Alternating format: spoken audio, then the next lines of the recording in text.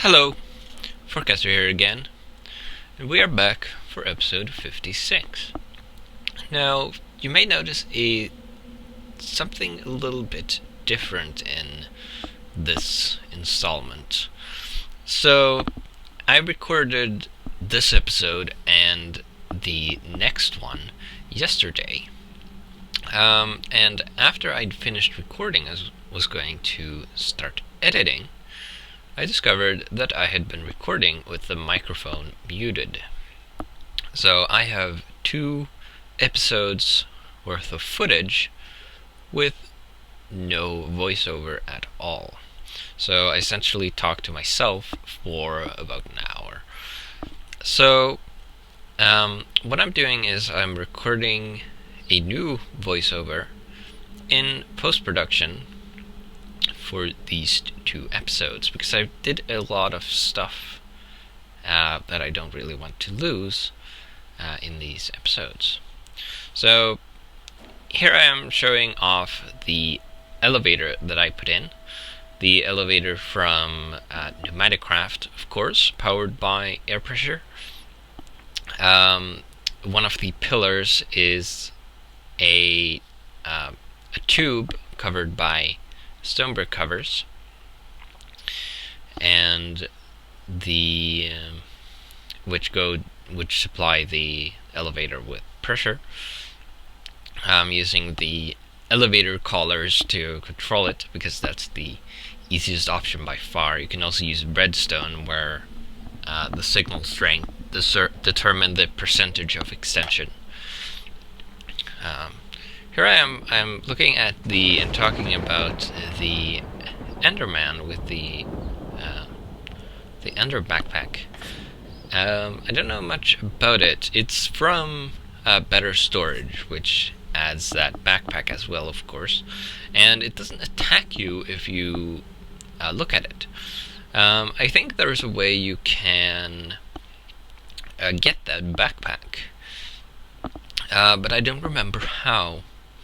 I think I recall you had to give the Enderman something, but I don't remember what. So here I am showing off the back to the elevators, and yeah, you can put in some upgrades, and you can name the floors, as you can see here. And those names will be automatically added to the buttons on the collars, which is nice. If you have a lot of floors, you can make sure you know where you're going. I only have 2 floors, of course, so it's not very difficult to know where I'm going, since it just goes between the workshop and the basement. Yeah, you'll also notice that I've carved out this new area, and I put the elevator in the middle of it because it was the best place in the room above. So I'm probably going to expand in this direction behind the elevator, and that's most likely where I'll put my power plant. So I'm going to move the boiler and the turbine and the engines and all things like that down here in the future to get more space up above. But we'll get to that in a future episode. And I'm still talking about the elevator, apparently. I don't even remember what I was saying about it exactly. How high it can go is determined partially by these elevator frames. You can see the small, thin rods at the corners. Those are elevator frames, and you need to have those cover the entire shaft where you want the elevator to operate. And the second thing that determines the height is how many elevator bases you have. So the elevator bases are the things at the bottom which you need to connect to a tube network and provide pressure to. It's also where the upgrades go and where you name the floors. And I currently have 2 layers. So we have the top layer we can actually see, and the bottom layer, which you can't see obviously. I'm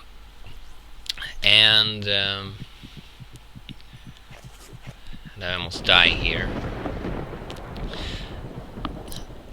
But the amount of bases you have stacked on top of each other. So I have to determine the height of the how high the elevator can go.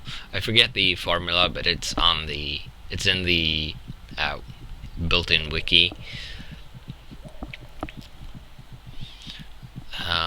So here I'm explaining that I've been crushing cobblestone into gravel, and then I've been crushing the gravel into sand, because I want to have a supply of sand, because it's useful for certain things like TNT and glass.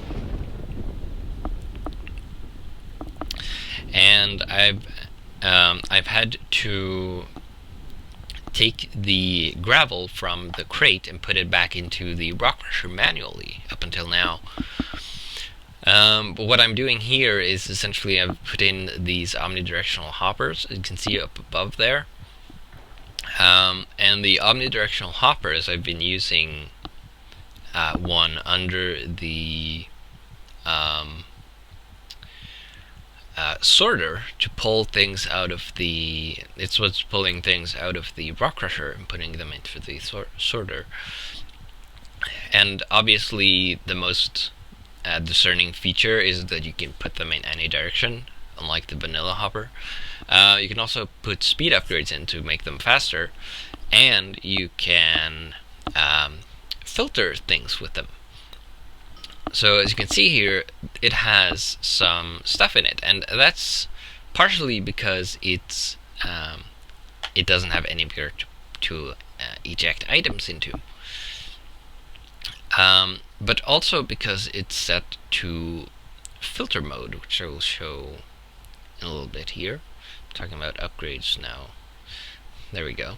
So as you can see, it has 2 modes. The empty bucket is the normal mode, where it will eject everything, but the filled bucket turns on filter mode, where it will leave 1 item in each slot. And if you put items in beforehand, you can choose what each slot will contain. So it will never eject the last item, and that will mean it can only pull in the items that are in the slots, assuming they stack, of course. You can't filter unstackable items this way, of course. So now it will pull gravel and cobblestone out of the crate and put them back into the rock crusher, which will mean a little less management for me. I might want to actually keep some gravel around though, because I might need it for some things like structure pipes and such.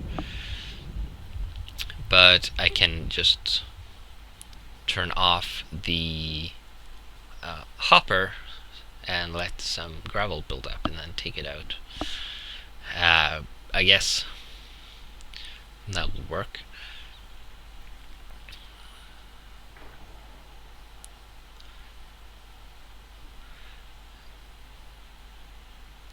And another advantage of doing this is each time you crush, when you crush some cobblestone into gravel, you have a 10% chance of getting flint. And when you crush gravel into sand, you have a less than 1% chance of getting a gold nugget, and a very, very small less than 1% chance of getting a diamond. I haven't gotten a diamond yet, and I've been crushing a lot of gravel. But I have gotten some gold nuggets, I believe, because there have been a build-up of gold nuggets in the crate, and I'm not sure where they come from. As you can probably tell up in the corner there, I've made a laser. I'm currently explaining about the remote, how it's kind of clunky to use with the drone program in its current state. I'm looking forward to when the remote gets a little update. There's some new features planned for it, like input fields. My Martin also talked about adding a box to the GPS tool where you can enter a variable name, and when you select a coordinate with the tool, it will assign that coordinate to the variable you've entered, and that would also be very nice to use with my program. However, I don't have those features yet. So what I'm intending to do is I'm intending to get into open computers, because I would like to get a tablet going, and I tend to use that to set the variables. So you can there's a block you can use to have computers communicate with drones. So my plan is I'm going to have a programmable controller, which is basically a kind of drone. It's a block that can operate in a radius around it, just like a drone. The difference is it doesn't actually move around. It can interact with blocks in its radius, and don't care about pathfinding or anything like that. So it just, there's a little tiny fake drone flying around that can go through walls and things. It's a bit more expensive in air, but the idea is that it's not going to do a whole lot. It's just going to allow the computer to set certain global variables. So I want to make a tablet that I'm going to use to assign coordinates to these variables. And the reason I want to do this is so these programming puzzle pieces are pretty resource intensive. They're costing a lot of coal to make, and coal is not a resource I have tons and tons of, at least not at the moment. So they're kind of a pain to make, and I know how to make. I've been getting a few tips from Mine Martin, and learned some new things. So I could make it so you only have to specify point 1 and point 2, and the program would calculate point 1a and point 1b itself, and then because currently you have to enter all 4 manually, but that would make the program even more complicated and thus require even more puzzle pieces to export. And I don't really want to do that because it's pretty resource intensive as it is. So my compromise until these until the remote gets improved and the GPS tools, maybe even in the future, and sometime in the future, is to use a tablet or a computer instead. But I'm not going to forego the entire program and just use the computer to program it instead. I'm just going to use it for the to assign the variables, because I have a perfectly good program, and I also like the program interface of with the puzzle pieces. It's kind of fun. You get very creative with it. The problem is that the high cost of the puzzle pieces kind of discourage that creativity, because complexity is expensive. So making the program more complex, so it doesn't actually. I could make it more autonomous to make it easier to use, but it wouldn't actually change the function of the program itself. It would still do the same thing. It would just be easier to get it to start each work cycle. But that's the way it is. I've been considering changing the recipe for plastic to make it so I get 2 pieces of plastic per coal, maybe by using hydrated coal dust from Railcraft 2 as an alternate recipe. But I'm still not sure if I want to do that. So I haven't done that yet, and I'm not sure if I will. It's something I've been considering, and will probably keep considering for a while. So here I'm showing off the assembly table I made.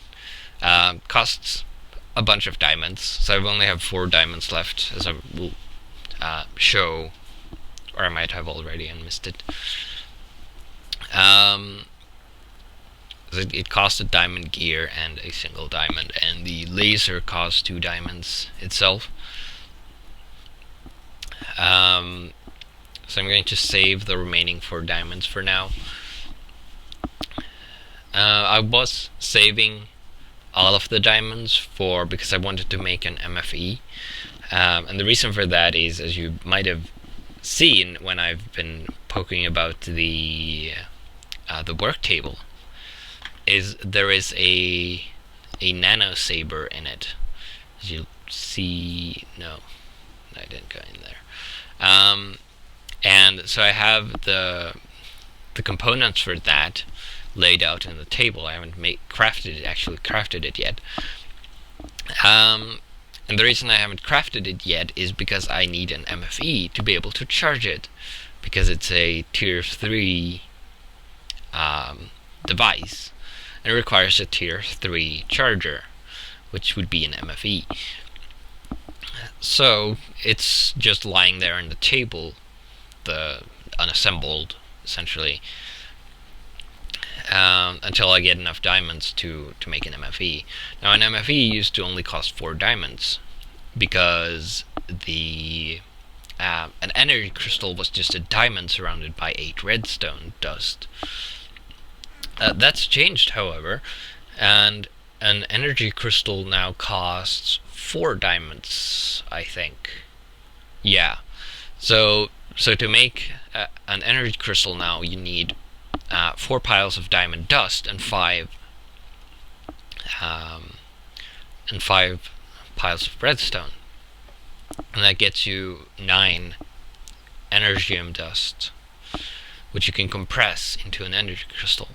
So each energy crystal costs 4 diamonds now, and then the MFE costs 4 diamonds, or 4 energy crystals to make. And I only had 11 diamonds, and I needed 16. So I wasn't quite there, so I was saving them, but I wanted to get going with the Railcraft stuff. And the reason for that is to make so open computers use a lot of components and things like hard drives and processors, which are crafted by smaller components, and it can be a little fiddly. So what I want to do is get the Railcraft auto crafting system going, which is the stamper table, which is kind of a laser powered thing like the assembly table, and the recipe packager or something,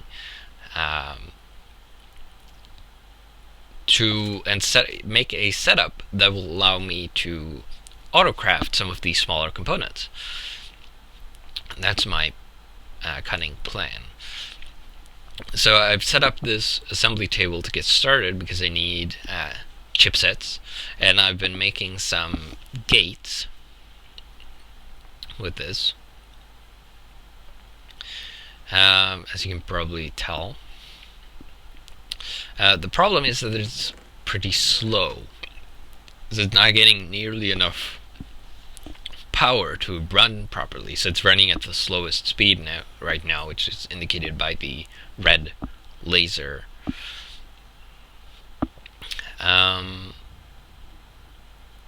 So I'm probably discussing upgrading my my power system right now.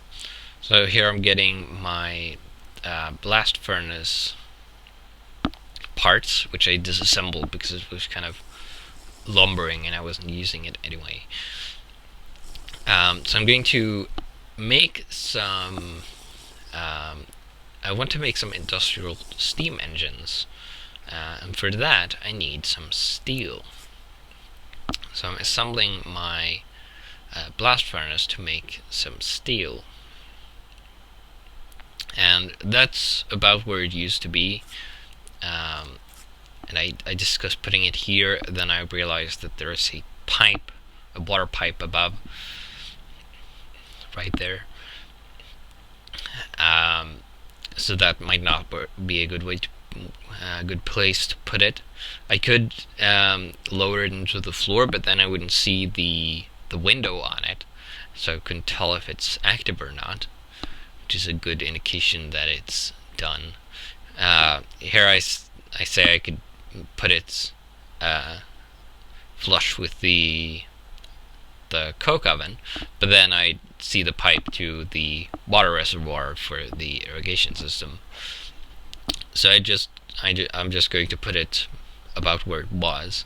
You can see the indentation in the ceiling where it used to be, but there's a light on the floor now, which blocks it. So I push it one block back, and then I just put up the old blast furnace about where it used to be. So I'm going to make some steel for industrial steam engines, and each steam engine cost 11 steel ingots. There is 4 for 2 times 4 for 2 steel gears, and then 3 steel plates. So I'm essentially going to need 22 steel to make 2 engines. However, what I didn't realize was that since I had to make 4 steel plates at a time, I'd actually needed some extra steel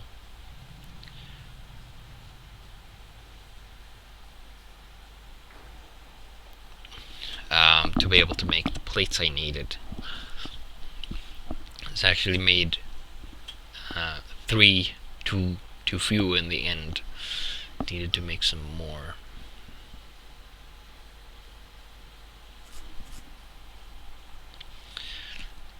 Here I am casting iron ingots. I'm still annoyed by the fact that the ladle takes 2 ingots now. Still bugs me that I get an extra ingot sometimes when I only need 1. And I know it's not a big deal really, because I'm going to use the extra ingot in the future anyway, but it still bugs me.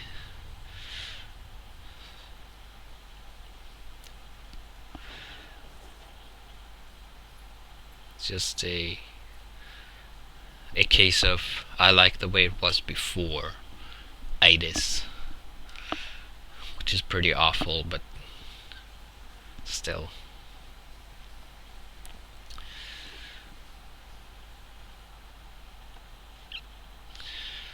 So I don't have a lot of coal coke, unfortunately. So I'm going to have to put up the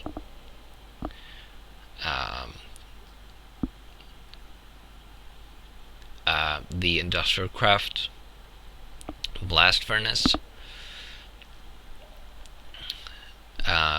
which of course is a lot slower, but it doesn't require coal. So here I am finding the blast furnace pretty quickly. Then I'm looking for a heat source, and I only find the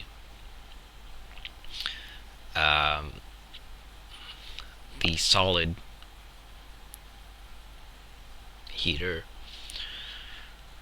I thought I had an electric heater somewhere, but turns out I didn't. I used a fluid heater before, and the extra fluid heater is down above the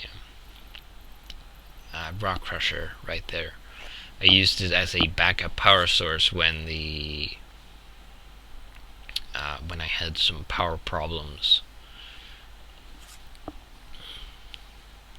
because of the lights that were on the line that fed the ore processing setup consumed too much power, so the ore processors didn't get enough. I removed that light that was on that line, so the problem is fixed pretty much, though the lights still use a lot more power than they should be. But I don't need the backup power source back down there anymore, at least. So here I'm putting fuel in. I'll be getting my stack of compressed air cells, which this blast furnace needs, of course. Had them built up since last time, which turns out to be convenient. So this is going to be super slow, but use less resources than the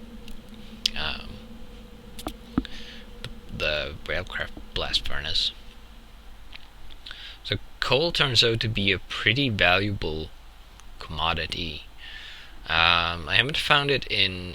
I've found pretty large chunks of it sometimes, but I always run out anyway. I don't get enough of it. And the reason for that is, of course, that mining is very difficult in this with these mods, and that's by design, of course.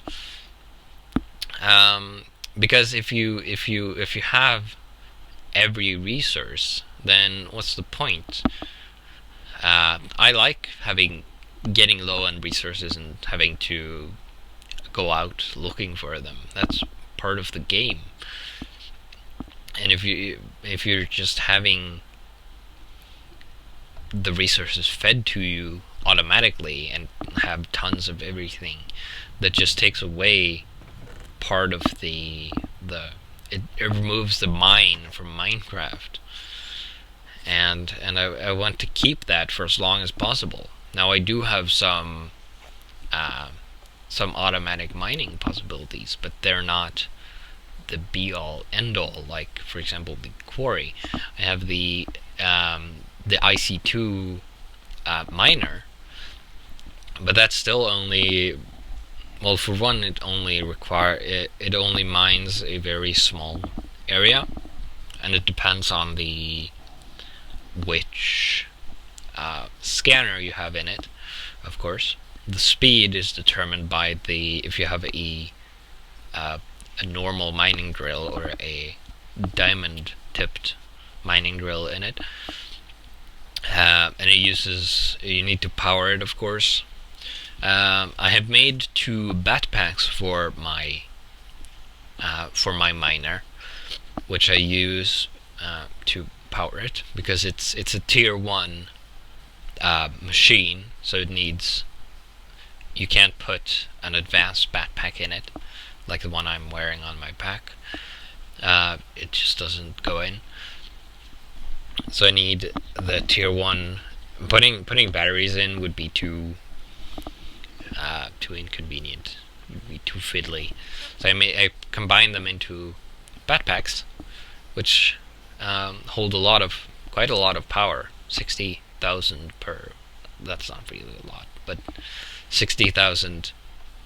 6 batteries worth of power in one item. So I just have to replace it once, because I only have 2. But that still requires a lot of interaction and moving the miner around, scanning around for ores, knowing where to place it. I could also use the Railcraft drones, of course, but those require programming, and quite a lot of programming to take stability into account.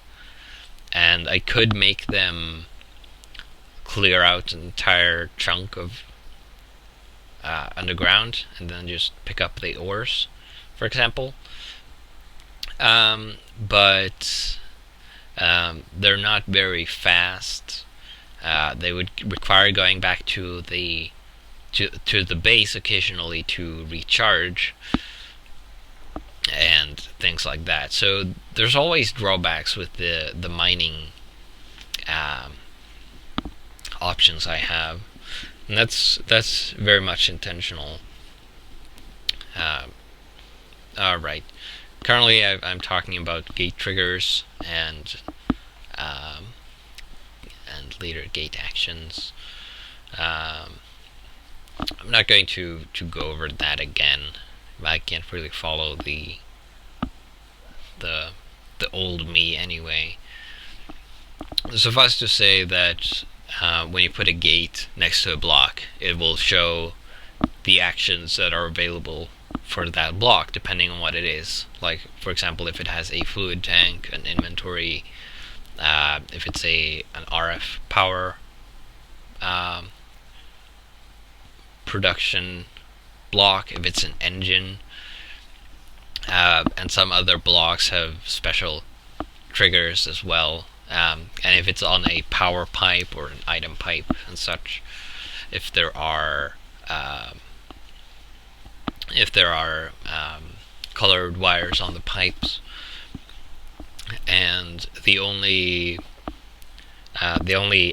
triggers and actions that are always available are the redstone on and off ones, I think.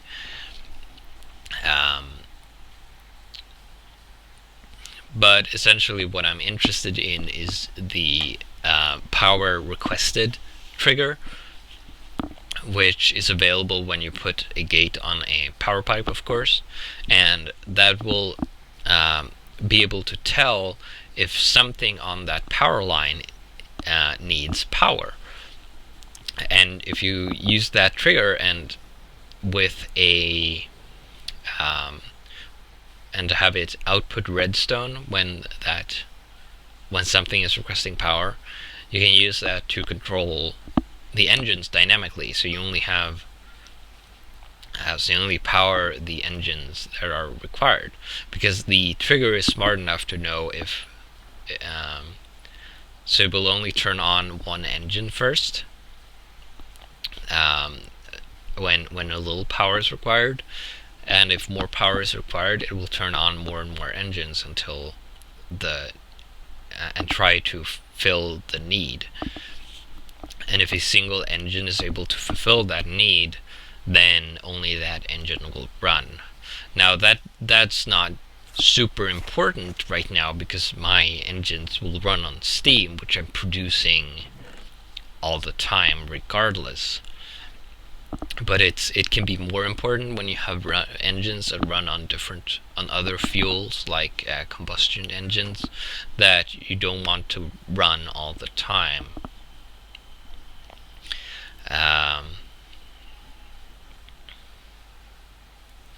So here I got a pipe plug, and I'm going to put it to break the connection to the thermionic fabricator, because it's one of the few blocks that are still constantly consuming power, and it's doing that because it needs it to keep its heat level up. But I'm not really using it at the moment, so I might as well turn it off. And I didn't want to move it or anything, or remove it, because I might want it in the future.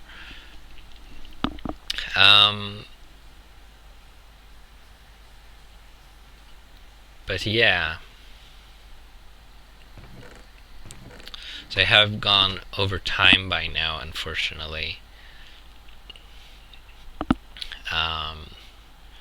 But I believe I just finish the steel by now. So I'm going to end the episode here, and I will see you in the next one.